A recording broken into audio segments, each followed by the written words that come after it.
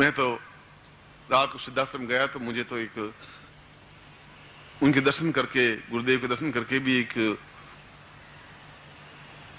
ऐसा आनंद अनुभव हुआ कि जैसे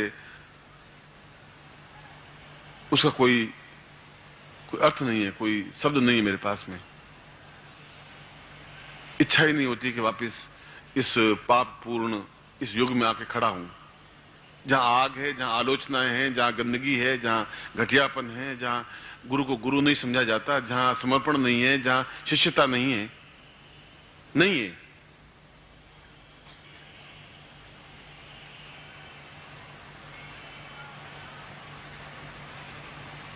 मगर फिर भी आग में जलना है तो आपके बीच में खड़ा होना है मुझे। मेरी व्यथा मैं ही समझ सकता हूं। ये व्यथा है, दुख नहीं है।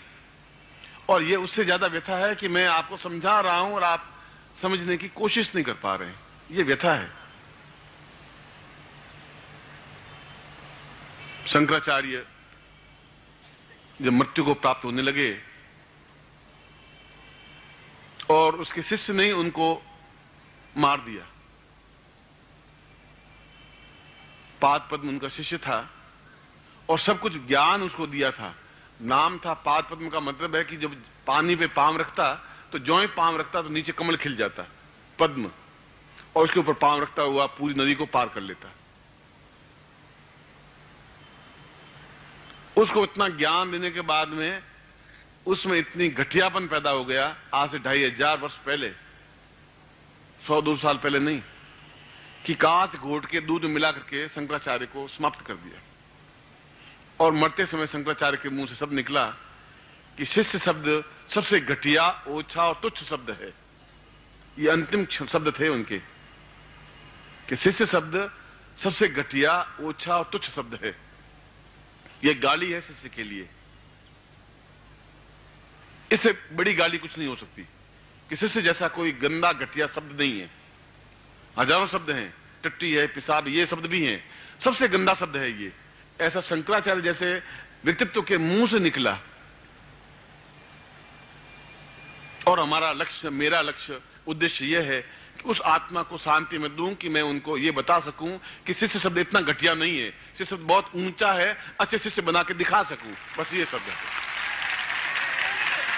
बल ब्रह्म गुरुदेव की, बल ब्रह्म गुरुदेव की, बल ब्रह्म गुरुदेव की, बलिया माता जी की, सिद्धार्थ साधक परिवार की। हर हर महादेव।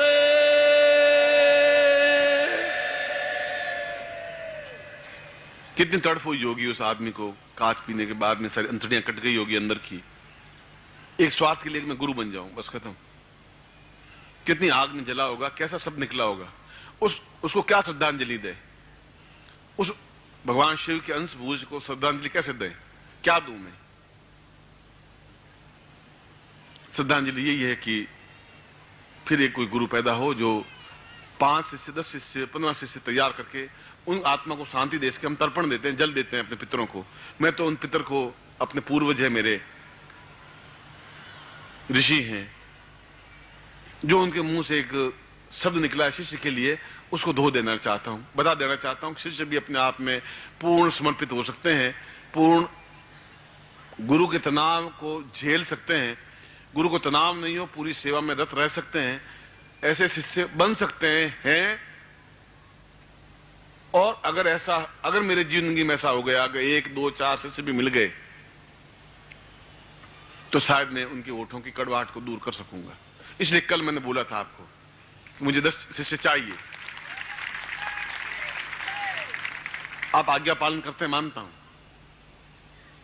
मगर आप समर्पित हो जाएं, अपने उन युवकों को तैयार करें, अपने बच्चों को, उनको पढ़ाइए, इंजीनियर, डॉक्टर पढ़ाइए। मैं आप लोगों को मैं मना नहीं कर रहा हूं, मगर आप में कुछ क्षमता पैदा हो, उनको साल भर के लिए भेजिए। विद्वान बन सकेंगे, योग्य बन सकेंगे, साधक बन सकेंगे, नहीं बन सकेंगे, वह सेकेंडरी बात है। मैं आपके लिए वचनबद्ध उसमें नहीं हो सकता, मगर आप एक बार ट्राई तो करें। कुछ युवक खुद खड़े हों कि मैं आपके साथ में हूं।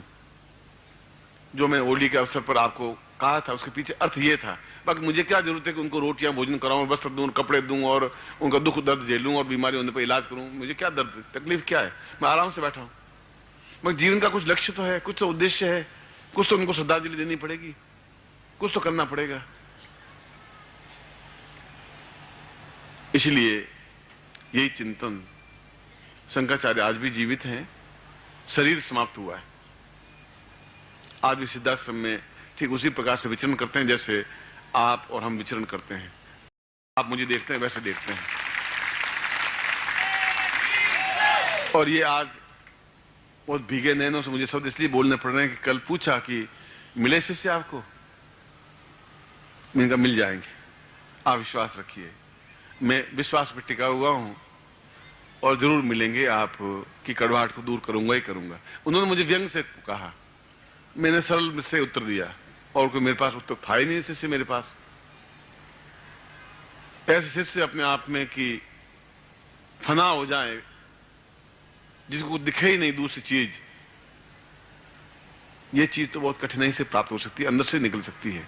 इसलिए मैं शिव पूजन भी अगर करवा रहा हूं या अमृत सिंचन करवा रहा हूं तो उसके पीछे अर्थ, मेरा चिंतन यही है और कोई दूसरी क्रिया, दूसरी एक्टिविटी नहीं है।